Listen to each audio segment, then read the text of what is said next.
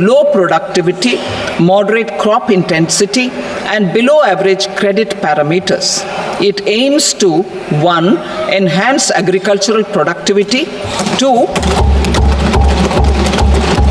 Adopt crop diversification and sustainable agricultural practices, 3. Augment post-harvest storage at the panchayat and block level, 4. Improve irrigation facilities, and 5. Facilitate availability of long-term and short-term credit.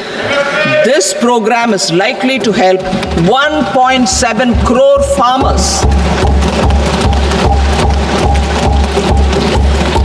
Building rural prosperity and resilience. A comprehensive multi-sectoral rural prosperity and resilience program will be launched in partnership with the states. This will address underemployment in agriculture through skilling, investment, technology, and invigorating the rural economy. The goal is to generate ample opportunities in rural areas so that migration is an option but not a necessity. The program will focus on rural women, young farmers, rural youth, marginal and small farmers, and landless families. The details are in Annexure A. Domestic best practices will be incorporated, and appropriate technical and financial assistance will be sought from multilateral development banks. In phase 1, 100 developing agri-districts will be covered. Atmanirbharta in pulses. Our government is implementing the National Mission for Edible Oil Seed for achieving Atmanirbharta in edible oils. Our farmers have the capability to grow enough for our needs and more. 10 years ago, we made concerted efforts and succeeded in achieving near self-sufficiency in pulses. Farmers responded to the need by increasing the cultivated area by 50%, and government arranged for procurement and remunerative prices. Since then, with rising incomes and better affordability, our consumption of pulses has increased significantly. Our government will now launch a 6-year mission for Atmanirbharta in pulses with a special focus on Tuar, Urad, and Masoor. Details are in Annexure B. Central agencies such as NAFED and NCCF will be ready to procure these 3 pulses as much as offered during the next 4 years from farmers who register with these agencies and enter into agreements. Comprehensive program for vegetables and fruits. It is encouraging that our people are increasingly becoming aware of their nutritional needs. It is a sign of a society becoming healthier. With rising income levels, the consumption of vegetables, fruits, and Shri Anna is increasing significantly. A comprehensive program to promote production, efficient supplies, processing, and remunerative prices for farmers will be launched in partnership with the states. Appropriate institutional mechanisms for implementation and participation of farmer producer organizations and cooperatives will be set up. Makhana board in Bihar. For this, there is a special opportunity for the people of Bihar. A Makhana board will be established in the state to improve production, processing, value addition, and marketing of Makhana. The people engaged in these activities will be organized into FPOs. The board will provide hand-holding and training support to Makhana farmers and will also work to ensure they receive the benefits of all relevant government schemes. A national mission on high-yielding seeds will be launched, aimed at 1. Strengthening research ecosystem, 2. Targeted development and propagation of seeds with high yield, pest resistance, and climate resilience, and 3. Commercial availability of more than 100 seed varieties released since July 2024. India ranks second largest globally in fish production and aquaculture. Seafood exports are valued at 60,000 crore rupees. To unlock the untapped potential of the marine sector, our government will bring in an enabling framework for sustainable harnessing of fisheries from Indian exclusive economic zone and high seas, with a special focus on the Andaman and Nicobar and Lakshadweep Islands. For the benefit of lakhs of cotton growing farmers, I am pleased to announce a mission for cotton productivity. This 5-year mission will facilitate significant improvements in productivity and sustainability of cotton farming and promote extra long staple cotton varieties. The best of science and technology support will be provided to farmers. Aligned with our integrated 5F vision for the textile sector, this will help in increasing incomes of the farmers and ensure a steady supply of quality cotton for rejuvenating India's traditional textile sector. Kisan credit cards facilitate short-term loans for 7.7 crore farmers, fishermen, and dairy farmers. The loan limit under modified interest subvention scheme will be enhanced from 3 lakh rupees to 5 lakh rupees for loans taken through the KCC. For Atmanirbharta in urea production, our government had reopened 3 dormant urea plants in the eastern region. To further augment urea supply, a plant with annual capacity of 12.7 lakh metric tons will be set up at Namrup in Assam.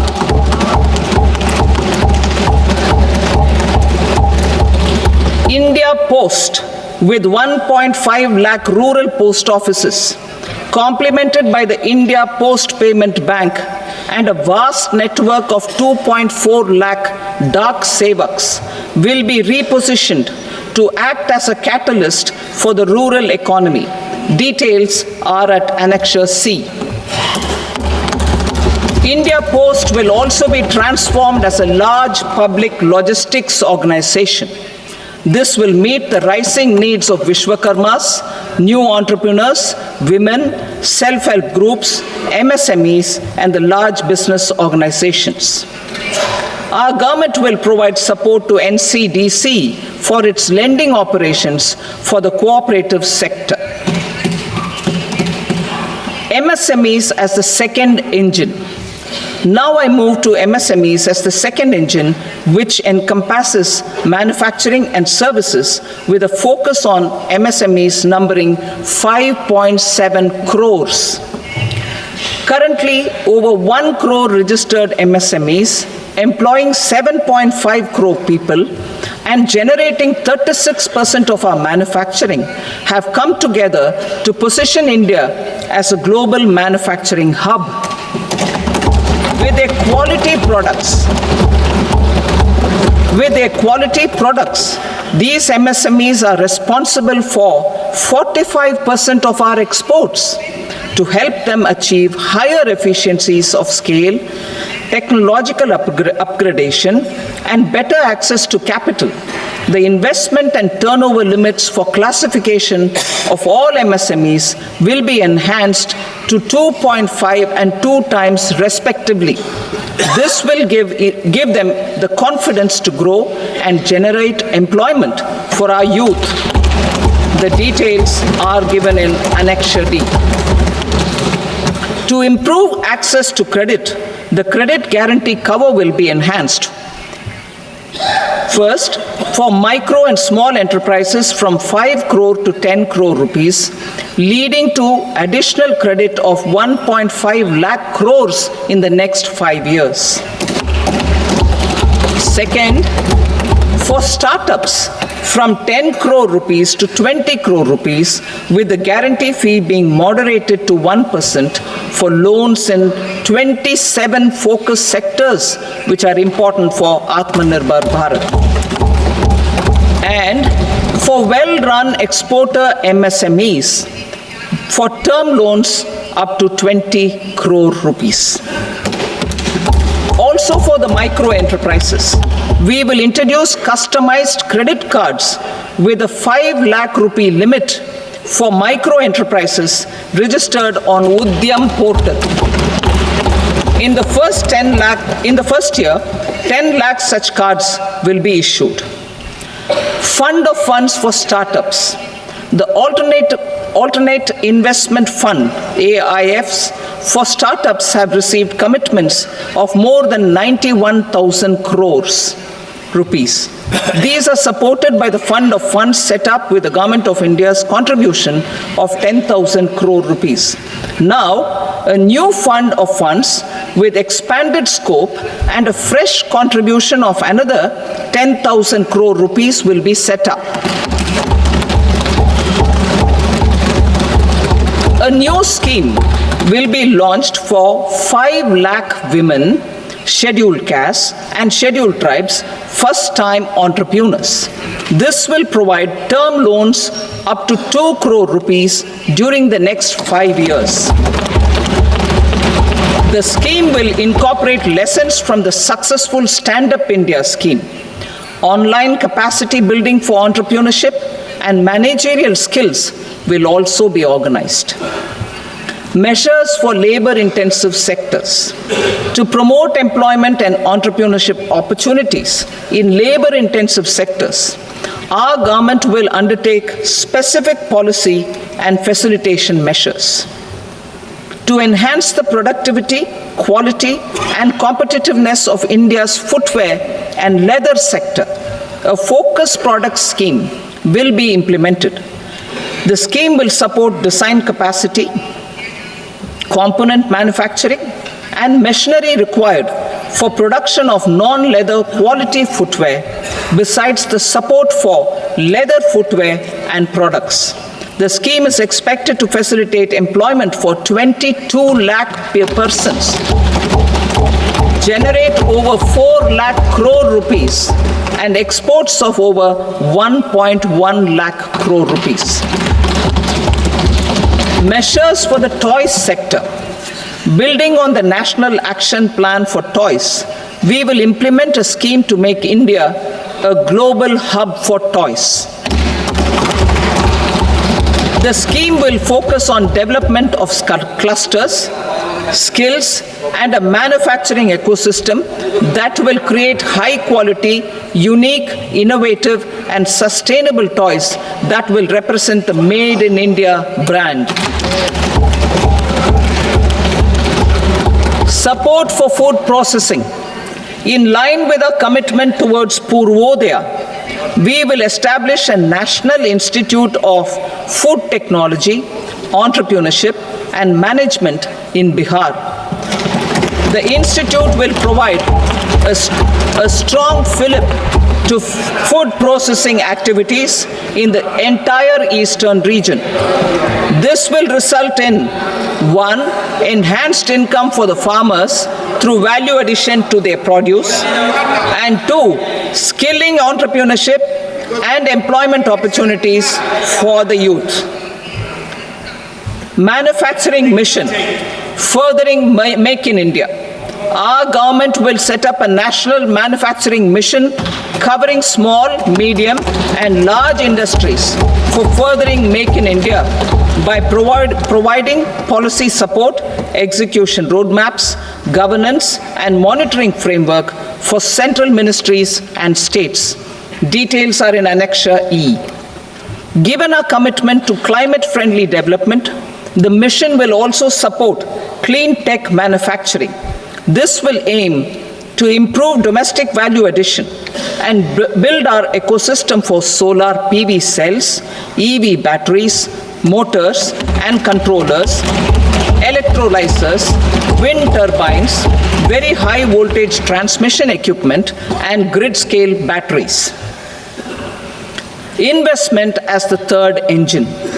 Now I move to investment as the third engine, which encompasses investing in people, investing in the economy, and investing in innovation. investing in people, Saksham Anganwadi and Poshan 2.0. Saksham Anganwadi and Poshan 2.0 program provides nutritional support to more than 8 crore children, 1 crore pregnant women and lactating mothers all over the country, and about 20 lakh adolescent girls in aspirational districts and the Northeast region. The cost norms for these nutritional support will be enhanced appropriately. Atal Tinkering Labs. 50,000 Atal Tinkering Labs will be set up in government schools in the next 5 years to cultivate the spirit of curiosity and innovation and foster a scientific temper among young minds. Broadband connectivity to government secondary schools and PHCs. Broadband connectivity will be provided to all government secondary schools and primary health centers in rural areas under the BharatNet project. Bharatiya Bhasha Pustak Scheme. We propose to implement a Bharatiya Bhasha Pustak scheme to provide digital form Indian language books for schools and for higher education. This aims to help students understand their subjects better and in their language. National Centers of Excellence for Skilling. Building on the initiative announced in the July 24 budget, 5 national centers of excellence for skilling will be set up with global expertise and partnerships to equip our youth with the skills required for Make for India, Make for the World manufacturing. The partnership will cover curriculum design, training of trainers, and a skills certification framework and periodic reviews. Expansion of capacity in IITs. Total number of students in 23 IITs has increased 100% from 65,000 to 1.35 lakh in the past 10 years.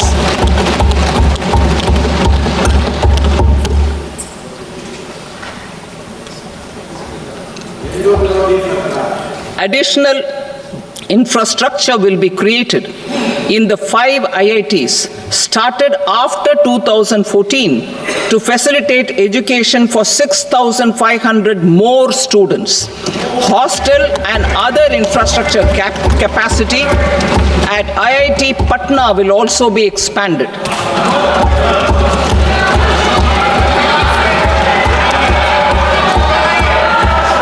Center of Excellence.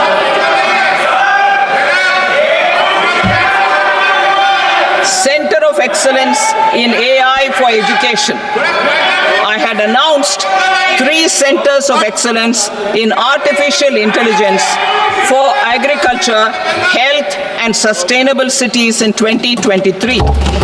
Now a center of excellence in artificial intelligence for education will be set up with a total outlay of 500 crores.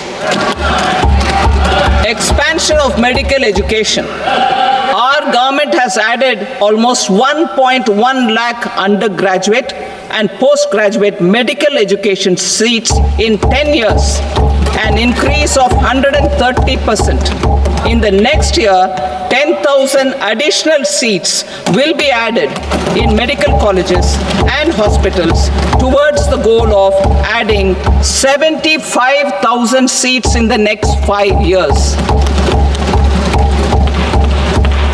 Daycare cancer centers in all district hospitals. Our government will facilitate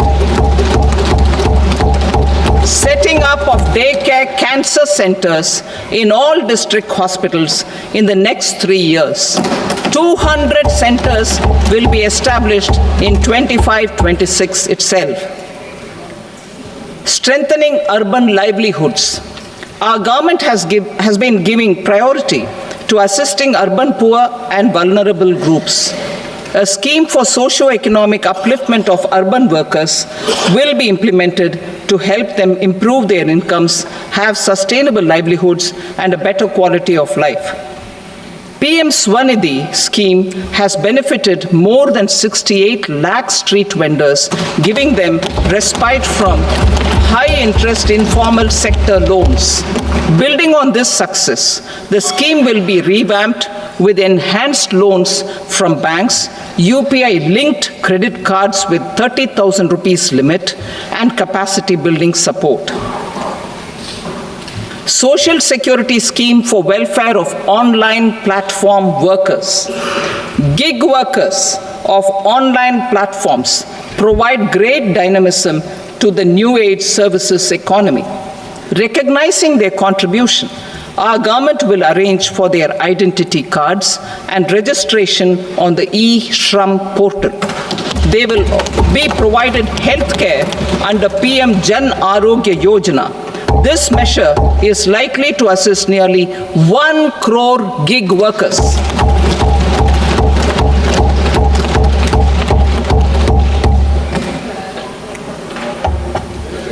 Investing in the economy.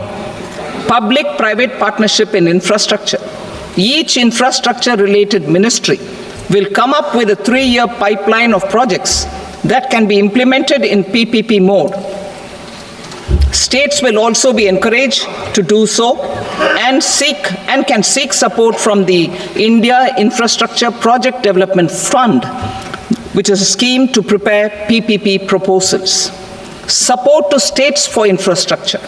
An outlay of 1.5 lakh crore is proposed for the 50-year interest-free loans to states for capital expenditure and incentives for reforms.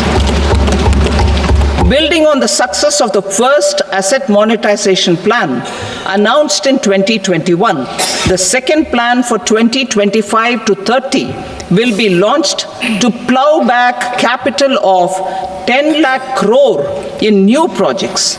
Regulatory and fiscal measures will be fine-tuned to support the plan. Jal Jeevan Mission. Since 2019, 15 crore households, representing 80% of India's rural population, have been provided access to portable tap water connections. To achieve 100% coverage, I am pleased to announce the extension of this mission until 2028 with an enhanced total outlay. The mission's focus will be on the quality of infrastructure and O&M of rural piped water supply schemes through Jan Bhagidari. A separate MOU or separate MOUs will be signed with the states and union territories to ensure sustainability and citizen-centric water services delivery. Urban sector reforms. Building on the July budget proposals, urban sector reforms related to governance, municipal services, urban land, and planning will be incentivized. Urban Challenge Fund. The government will set up an Urban Challenge Fund of 1 lakh crore rupees to implement the proposals for cities as growth hubs, creative redevelopment of cities, and for water and sanitation purposes announced in the July budget. This fund will finance up to 25% of the cost of bankable projects, with a stipulation that at least 50% of the cost is funded from bonds, bank loans, and PPPs. An allocation of 10,000 crore is proposed in 2025-26. Power sector reforms. We will incentivize electricity distribution reforms and augmentation of intra-state transmission capacity by states. This will improve financial health and capacity of electricity companies. Additional borrowing of 0.5% of GSDP will be allowed to states contingent on these reforms. Nuclear energy mission for Vikasit Bharat. Development of at least 100 gigawatt of nuclear energy by 2047 is essential for our energy transition efforts. For an active partnership with the private sector towards this goal, amendments to the Atomic Energy Act and the Civil Liability for Nuclear Damage Act will be taken up. A nuclear energy mission for research and development of small modular reactors with an outlay of 20,000 crore will be set up. At least 5 indigenously developed small modular reactors will be operationalized by 2033. Shipbuilding. The shipbuilding financial assistance policy will be revamped to address cost disadvantages. This will also include credit notes for shipbreaking in Indian yards to promote the circular economy. Large ships above a specified size will be included in the infrastructure harmonized master list.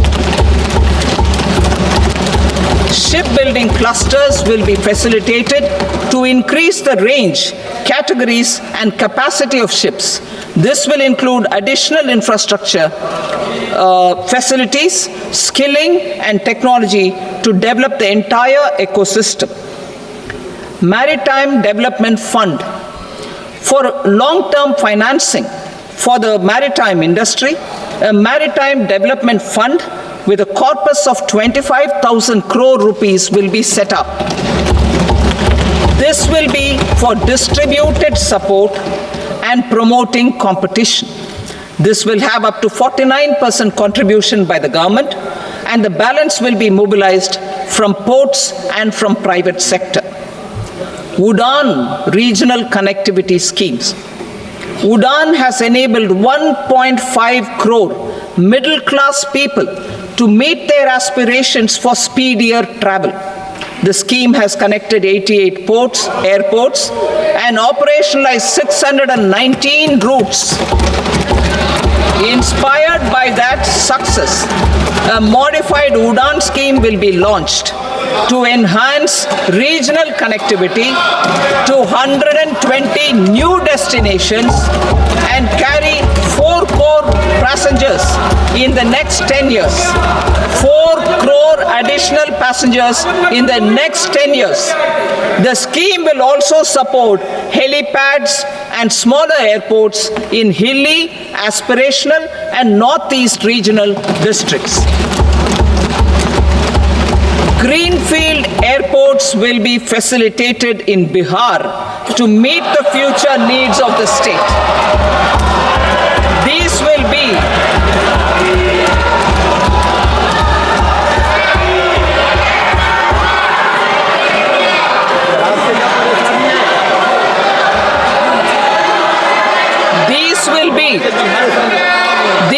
be in addition to the expansion of the capacity of Patna Airport and a brownfield airport in Beta. Western Kosi Canal project in Mithilanchal. Financial support will be provided for the Western Kosi Canal ERM project, benefiting a large number of farmers, cultivating over 50,000 hectares of land in the Mithilanchal region of Bihar. Mining sector reforms. Mining sector reforms, including those for minor minerals, will be encouraged through sharing of best practices and institutions of a state mining index. A policy for recovery of critical minerals from tailings will be brought out. Under the special window for affordable and mid-income housing, SWAMI, 50,000 dwelling units in stressed housing projects have been completed and keys handed over to home buyers. Another 40,000 units will be completed in 2025, further helping middle-class families who are paying EMIs on loans taken for apartments while also paying rent for their current dwellings. Building on this success, Swami Fund 2 will be established as a blended finance facility with contribution from the government, banks and private investors. This fund of 15,000 crore rupees will aim for expeditious completion of another 1 lakh units. PM Gati Shakti data for private sector. For furthering PPPs and assisting the private sector in project planning, access to relevant data and maps from the PM Gati Shakti portal will be provided. Tourism for employment-led growth. Top 50 tourist destination sites in the country will be developed in partnership with states through a challenge mode. Land for building key infrastructure will have to be provided by the states. Hotels in these destinations will be included in the infrastructure harmonized list. The following measures will be taken for facilitating employment-led growth. Organizing intensive skill development programs for our youth, including in institutes of hospitality management. Providing mudra loans for homestays. Improving ease of travel and connectivity to tourist destinations. Providing performance-linked incentives to states for effective destination management, including tourist amenities, cleanliness, and marketing efforts. And introducing streamlined e-visa facilities along with visa fee waivers for certain tourist groups. Continuing with the emphasis on places of spiritual and religious significance in the July budget, there will be a special focus on destinations related to the life and times of Lord Buddha. Medical tourism and heal in India. Medical tourism and heal in India will be promoted in partnership with the private sector along with capacity building and easier visa norms. Investing in innovation. To implement private sector-driven research, development and innovation initiatives announced in the July budget, I am now allocating 20,000 crore rupees for this purpose. A deep tech fund of funds will also be explored to catalyze the next generation startups as a part of this initiative. In the next 5 years, under the PM Research Fellowship Scheme, we will provide 10,000 fellowships for technological research in IITs and IISc with enhanced financial support. The second gene bank with 10 lakh germ plasm lines will be set up for future food and nutritional security. This will provide conservation support to both public and private sectors for genetic resources. We will start a national geospatial mission to develop foundational geospatial infrastructure and data. Using PM Gati Shakti, this mission will facilitate modernization of land records, urban planning, and design of infrastructure projects. A Gyan Bharatam mission for survey, documentation, and conservation of our manuscript heritage with academic institutions, museums, libraries, and private collectors will be undertaken to cover more than 1 crore manuscripts. We will set up a national digital repository of Indian knowledge systems for knowledge sharing. Now I move to exports as the fourth engine.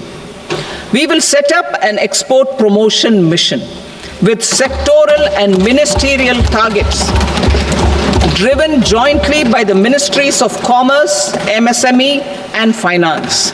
It will facilitate easy access to export credit, cross-border factoring support, support to MSMEs to tackle non-tariff measures in overseas markets. A digital public infrastructure, Bharat Trade Net, for International Trade will be set up as a unified platform for trade documentation and financing solutions. This will complement the Unified Logistics Interface platform. The BTN will be aligned with international practices. Support will be provided to develop domestic manufacturing capacities for our economy's integration with global supply chains. Sectors will be identified based on objective criteria. Facilitation groups with participation of senior officers and industry representatives will be formed for select products and supply chains. Through this, there are huge opportunities related to Industry 4.0, which needs high skills and talent. Our youth have both. Our government will support the domestic electronic equipment industry to leverage this opportunity for the benefit of our youth. A national framework will be formulated as guidance to states for promoting global capability centers in emerging Tier 2 cities. This will suggest measures for enhancing availability of talent and infrastructure, building bylaw reforms, and mechanisms for collaboration with industry. Our government will facilitate upgradation of infrastructure and warehousing for air cargo, including high-value perishable horticultural produce. Cargo screening and customs protocol will be streamlined and made user-friendly. Reforms as the fuel. Over the past 10 years, our government has implemented several reforms for convenience of taxpayers, such as faceless assessment, 2, taxpayer charter, 3, faster returns, 4, almost 99% returns being on self-assessment, and 5, Vivad Se Vishwas scheme.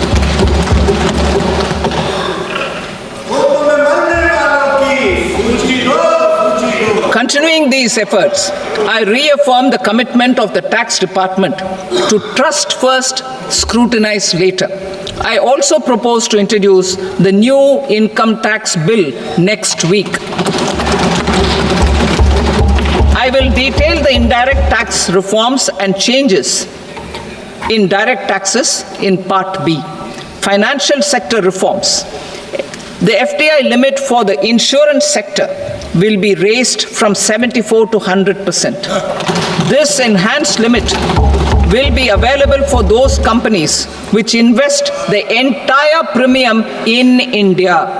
The current guardrails and conditionalities associated with foreign investment will be reviewed and simplified. The services of India Post Payment Bank will be deepened and expanded in rural areas. NABFID will set up a partial credit enhancement facility for corporate bonds for infrastructure. Public sector banks will develop Grameen Credit Score framework to serve the credit needs of SHG members and people in rural areas. A forum for regulatory coordination and development of pension products will be set up. To implement the earlier announcement on simplifying the KYC processes, the revamped Central KYC Registry will be rolled out in 2025. We will also implement a streamlined system for periodic updating. Requirements and procedures for speedy approval of company mergers will be rationalized. The scope for fast-track mergers will also be widened and the process made simpler. As proposed in the interim budget, we signed bilateral investment treaties with 2 countries in 2024 to encourage sustained foreign investment, and in the spirit of First Develop India, the current model BIT will be revamped and made more investor-friendly. In the last 10 years, in several aspects, including financial and non-financial, our government has demonstrated a steadfast commitment to ease of doing business. We are determined to ensure that our regulations must keep up with technological innovations and global policy developments. A light touch regulatory framework based on principles and trust will unleash productivity and employment. Through this framework, we will update regulations that were made under old laws. To develop this modern, flexible, people-friendly, and trust-based regulatory framework appropriate for the 21st century, I propose 4 specific measures. A high-level committee for regulatory reforms will be set up for a review of all non-financial sector regulations, certifications, licenses, and permissions. The committee will be expected to make recommendations within a year. The objective is to strengthen trust-based economic governance and take transformational measures to enhance ease of doing business, especially in matters of inspection and compliances. States will be encouraged to join in this endeavor. An investment friendliness index of states will be launched in 2025 to further the spirit of competitive, cooperative federalism. Under the Financial Stability and Development Council, a mechanism will be set up to evaluate impact of the current financial regulations and subsidiary instructions. It will also formulate a framework to enhance their responsiveness and development of the financial sector. In the Jan Vishwas Act 2023, more than 180 legal provisions were decriminalized. Our government will now bring up the Jan Vishwas Bill 2.0 to decriminalize more than 100 provisions in various laws. I now move to fiscal policy. In the July budget, I had committed to staying the course for fiscal consolidation. Our endeavor will be to keep the fiscal deficit each year such that central government debt remains on a declining path as a percentage of the GDP. The roadmap for the next 6 years has been detailed in the FRBM statement. Revised estimates for 2024-25. The revised estimate of the total receipts other than borrowings is 31.47 lakh crore rupees, of which the net tax receipts are 25.57 lakh crore rupees. The revised estimate of the total expenditure is 47.16 lakh crore rupees, of which the capital expenditure is about 10.18 lakh crore rupees. The revised estimate of the fiscal deficit is 4.8% of the GDP. Budget estimates for 25-26. Coming to 25-26, the total receipts other than borrowings and total expenditure are estimated at 34.96 lakh crore rupees and 50.65 lakh crore rupees respectively. The net tax receipts are estimated at 28.37 lakh crore rupees. The fiscal deficit is estimated to be 4.4% of GDP. To finance the fiscal deficit, the net market borrowings from dated securities are estimated at 11.54 lakh crore. The balance financing is expected to come from small savings and other sources. The gross market borrowings are estimated at 14.82 lakh crore rupees. I will now move to Part B. Indirect taxes. My proposals relating to customs aim to rationalize tariff structure and address duty inversion. These will also support domestic manufacturing and value addition, promote exports, facilitate trade, and provide relief to common people. Rationalization of customs tariff structure for industrial goods. As a part of comprehensive review of customs rate structure announced in July 2024 budget, I propose to 1. Remove 7 tariff rates. This is over and above the 7 tariff rates removed in 23-24 budget. After this, there will be only 8 remaining tariff rates, including 0 rate. 2. Apply appropriate cess to broadly maintain effective duty incidence, except on a few items where such incidence will reduce marginally. 3. Levy not more than 1 cess or surcharge. Therefore, I propose to exempt social welfare surcharge on 82 tariff lines that are subject to a cess. I shall now take up sector-specific proposals. To provide relief to patients, particularly those suffering from cancer, rare diseases, and other severe chronic diseases, I propose to add 36 life-saving drugs and medicines to the list of medicines fully exempted from basic custom duty.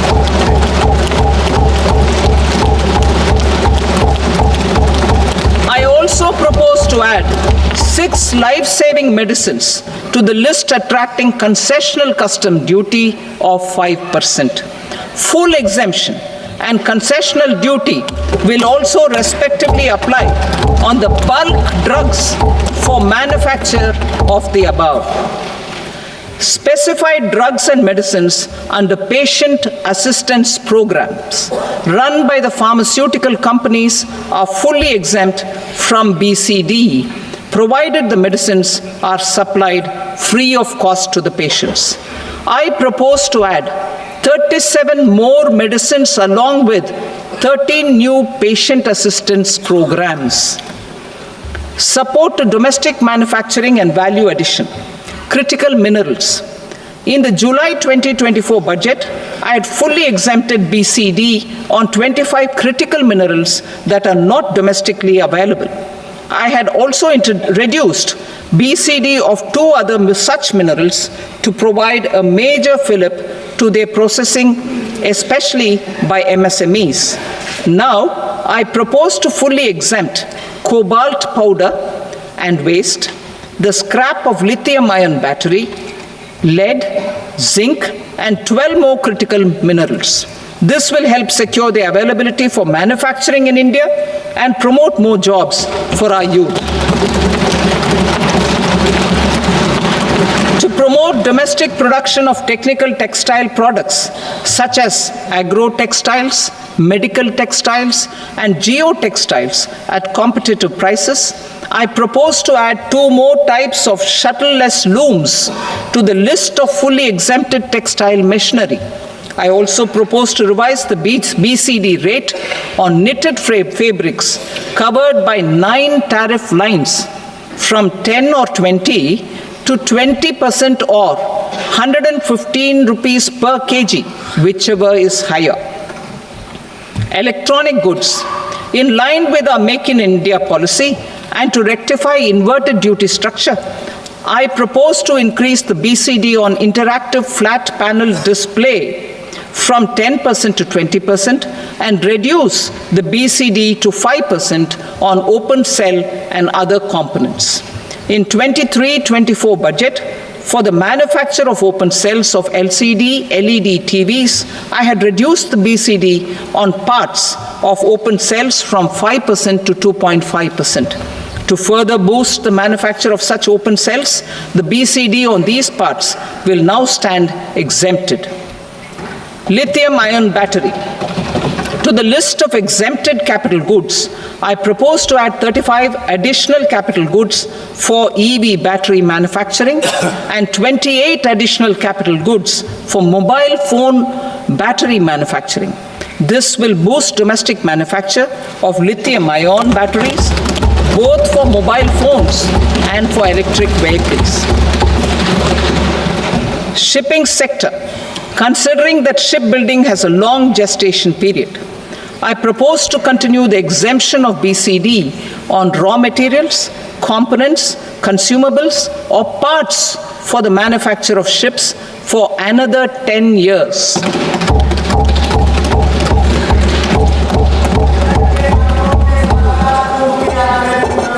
I also propose the same dispensation for shipbreaking to make it more competitive.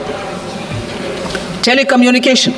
To prevent classification disputes, I propose to reduce the BCD from 20% to 10% on carrier-grade Ethernet switches to make it at par with non-carrier-grade Ethernet switches.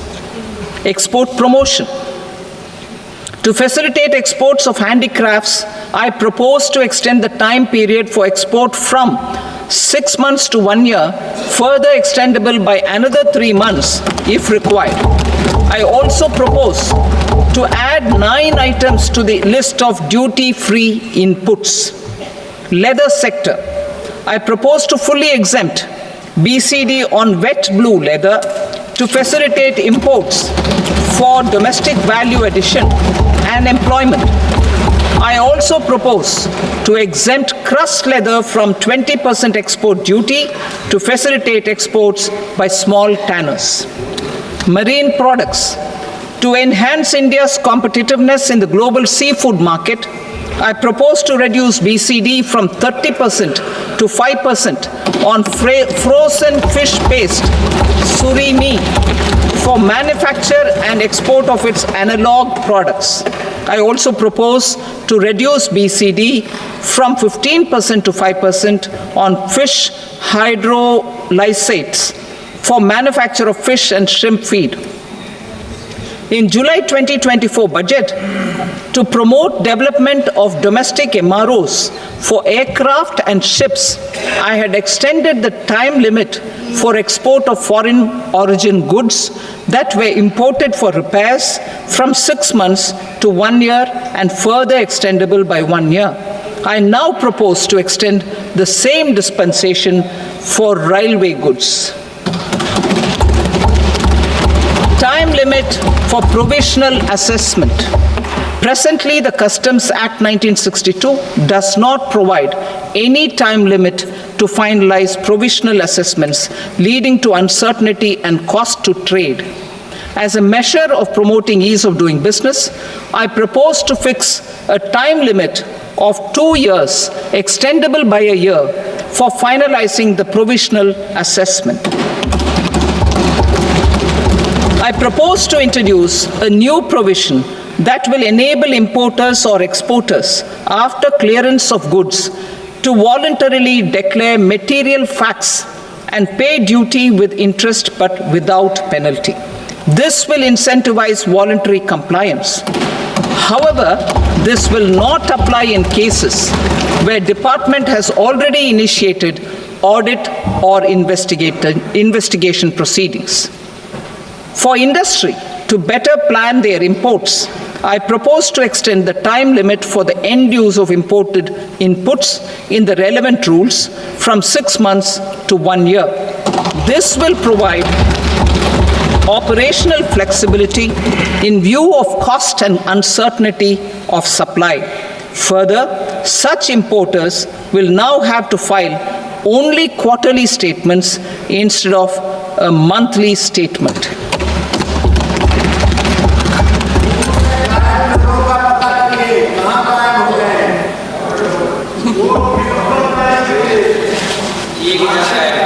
I now come to my direct tax proposals.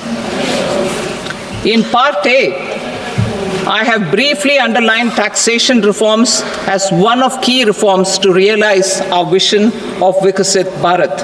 In respect of criminal law, our government had earlier ushered in Bharatiya Nyaya Sanhita, replacing Bharatiya Danda Sanhita. I am happy to inform this august House and the country that for new income tax bill will carry forward the same spirit of Nyaya in its drafting as well. The new bill will be clear and direct in text, with close to half of the present law in terms of both chapters and words. It will be simple to understand for taxpayers and tax administrators, leading to tax certainty and reduced litigation. Reforms, however, are not a destination. They are means to achieve good governance for our people and economy. Providing good governance primarily involves being responsive. The Tirukural captures this in verse 542, which reads, "Vaanokki vaazhum ulagallam, mannavan kol nokki vaazhum kudi," meaning, just as the living beings live expecting rains, citizens live expecting good governance. Our government is committed to keeping an ear to the ground and a finger on the pulse and responding while balancing our national building efforts.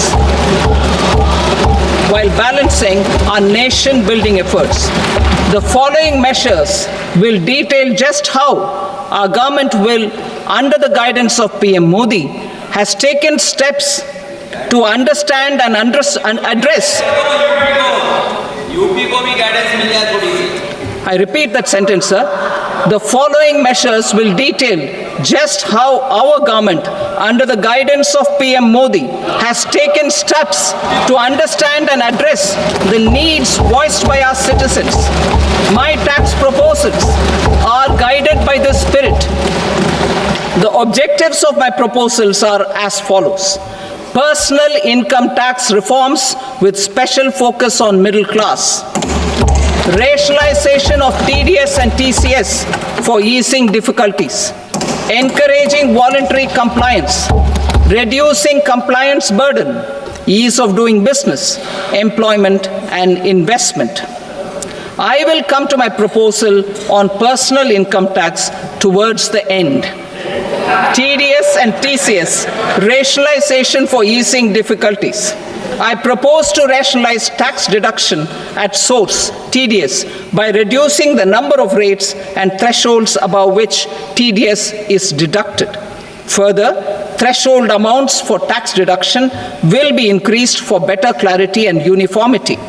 The limit for tax deduction on interest for senior citizens is being doubled from the present 50,000 rupees to 1 lakh rupees. Similarly, the annual limit of 2.40 lakh rupees for TDS on rent is being increased to 6 lakh rupees. This will reduce the number of transactions liable to TDS, thus benefiting small taxpayers receiving small payments. The threshold to collect tax at source, the TCS, on remittances under RBI's liberalized remittance scheme, the LRS, is proposed to be increased from 7 lakh to 10 lakhs. I also propose to remove TCS on remittances for education purposes, where such remittances is out of a loan taken from a specified financial institution. Both TDS and TCS are being applied on any transaction related to sale of goods. To prevent such compliance difficulties, I propose to omit the TCS. I also propose that the provisions of the higher TDS deduction will now apply only in non-PAN cases. In July 2024, the delay for payment of TDS up to the due date of filing statement was decriminalized. I propose to provide the same relaxation to TCS provisions as well. The government under the leadership of Prime Minister Modi believes in Sabka Saath, Sabka Vikas, Sabka Vishwas and Sabka Prayas. In line with this, we brought in updated return facility in 2022 for voluntary compliance by taxpayers who had omitted to report their correct income. Our trust in taxpayers was proved right. Nearly 90 lakh taxpayers voluntarily updated their incomes by paying additional tax. Taking this trust further, I now propose to extend the time limit to file updated returns for any assessment year from the current limit of 2 years to 4 years.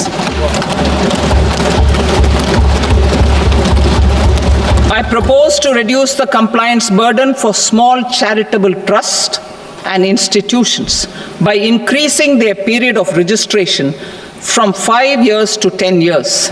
It is also proposed that disproportionate consequences do not arise for minor defaults, such as incomplete applications filed by charitable entities. Presently, taxpayers can claim the annual value of self-occupied properties as nil only on the fulfillment of certain conditions. Considering the difficulties faced by taxpayers, it is proposed to allow the benefit of 2 such self-occupied properties without any condition. To streamline the process of transfer pricing and to provide an alternative to yearly examination, I propose to introduce a scheme for determining arm's length price of international transaction for a block period of 3 years. This will be in line with global best practices. With a view to reduce litigation and provide certainty in international taxation, the scope of safe harbor rules is being expanded. A number of senior and very senior citizens have very old national savings schemes accounts. As interest is no longer payable on such accounts, I propose to exempt withdrawals made from NSS by individuals on or after 29th August 2024. I am also proposing to allow similar treatment to NPS Vatsalya accounts as is available to normal NPS accounts subject to overall limits. In my speech in July 2024, I had promised that all processes, including giving effect to appellate orders, shall be digitalized and made paperless over the next 2 years. So I'm happy to announce that digitalization is being made operational now. In July 2024, we brought in the Vivad Se Vishwas scheme to resolve income tax disputes pending in appeal. The scheme has received a great response, with nearly 33,000 taxpayers having availed of the scheme to settle their disputes. I have a few proposals to promote investment and employment. It is proposed to provide a presumptive taxation regime for non-residents who provide services to a resident company that is establishing or operating an electronics manufacturing facility. I further propose to introduce a safe harbor for tax certainty for non-residents who store components for supply to specified electronics manufacturing units. Presently, the tonnage tax scheme is available only to sea-going ships. The benefits of existing tonnage tax scheme are proposed to be extended to inland vessels registered under the Indian Vessels Act 2021 to promote inland water transport in the country. Extension for incorporation of startups. We continue to support the Indian startup ecosystem. I propose to extend the period of incorporation by 5 years to allow the benefit available to startups which are incorporated before 1/4/2030. In order to attract and promote additional activities in the IFSC, I am inter alia proposing specific benefits to ship leasing units, insurance offices, and treasury centers of global companies which are set up in IFSC. Further, to claim benefits, the cutoff date for commencement in IFSC has also been extended by 5 years to 31/3/2030. Category 1 and Category 2 AIFs are undertaking investments in infrastructure and other such sectors. I propose to provide certainty of taxation to these entities on the gains from securities, to promote funding from sovereign wealth funds and pension funds to the infrastructure sector. I propose to extend the date of making an investment by 5 more years up to 31st March 2030.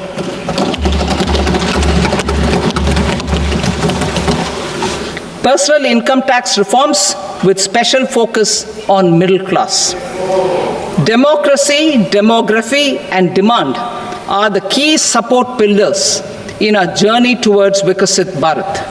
The middle class provides strength for India's growth. This government, under the leadership of Prime Minister Modi, has always believed in the admirable energy and ability of the middle class in nation building. In recognition of their contribution,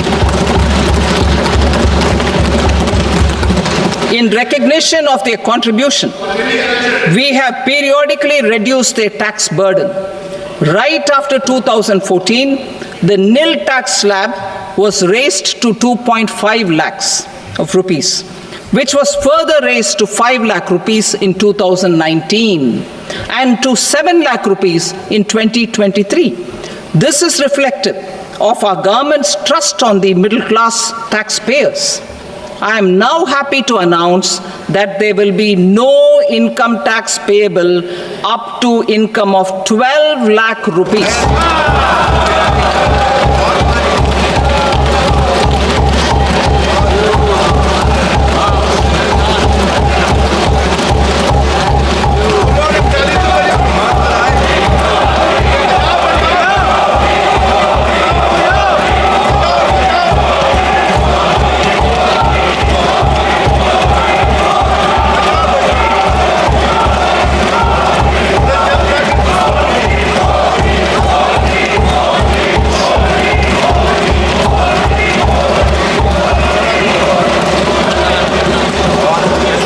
So, average income of 1 lakh per month other than the special rate income such as capital gains under the new regime. This limit will be 12.75 lakh for salaried taxpayers due to the standard deduction of 75,000. Slabs and rates are being changed across the board to benefit all taxpayers. The new structure will substantially reduce the taxes of the middle class and leave more money in their hands, boosting household consumption, savings, and investment. In the new tax regime, I propose to revise tax rate structures as follows: 0 to 4 lakh rupees nil, 4.8 lakh rupees to 4 to 8 lakh rupees 5%, 8 to 12 lakh rupees 10%, 12 to 16 lakh rupees 15%, 16 to 20 lakh rupees 20%, 20 to 24 lakh rupees 25%, and above 24 lakh rupees 30%. To taxpayers up to 12 lakh of normal income other than special rate income such as capital gains. I read that again. To taxpayers up to 12 lakh of income other than special rate income such as capital gains, tax rebate is being provided in addition to the benefit due to slab rate reduction in such a manner that there is no tax payable by them. The total tax benefit of slab rate changes and rebate at different income levels can be illustrated with a few examples. A taxpayer in the new regime with an income of 12 lakh rupees will get a benefit of 80,000 rupees in tax, which is 100% of tax payable as per the existing rates. A person having income of 18 lakh rupees will get a benefit of 70,000 rupees in tax, that is 30% of tax payable as per existing rates. A person with an income of 25 lakh gets a benefit of 1,10,000 rupees, that is 25% of his tax payable as per existing rates. Details of my tax proposals are given in the annexure. As a result of these proposals, Honorable Speaker, sir, revenue of about 1 lakh crore in direct taxes and 2,600 crores in indirect taxes will be foregone. Mr. Speaker, sir, with this, I commend the budget to this august House.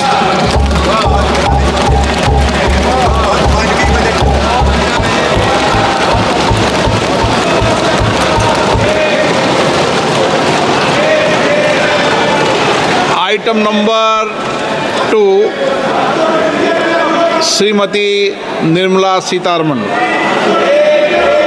Sir, with your permission, I rise to lay on the table the following statements under Section 3(1) of the Fiscal Responsibility and Budget Management Act, 2003.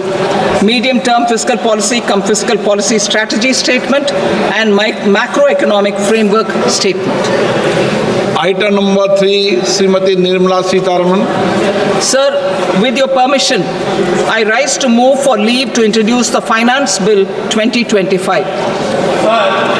प्रश्न ये है कि विधेयक को पुनर्स्थापित करने की अनुमति प्रदान की जाए। जो सदस्य इसके पक्ष में हाँ गए, जो सदस्य विरोध में ना गए, मेरे विचार में निर्णय हाँ वालों के पक्ष में हुआ। हाँ वालों के पक्ष में अनुमति प्रदान की जाती है। माननीय मंत्री जी अब विधेयक को पुनर्स्थापित करें। Sir, I introduce the bill. Thank you. सभा की कार्रवाई सोमवार दिनांक 3 फरवरी 2025 को प्राप्त 11 बजे तक के लिए स्थगित की जाती है।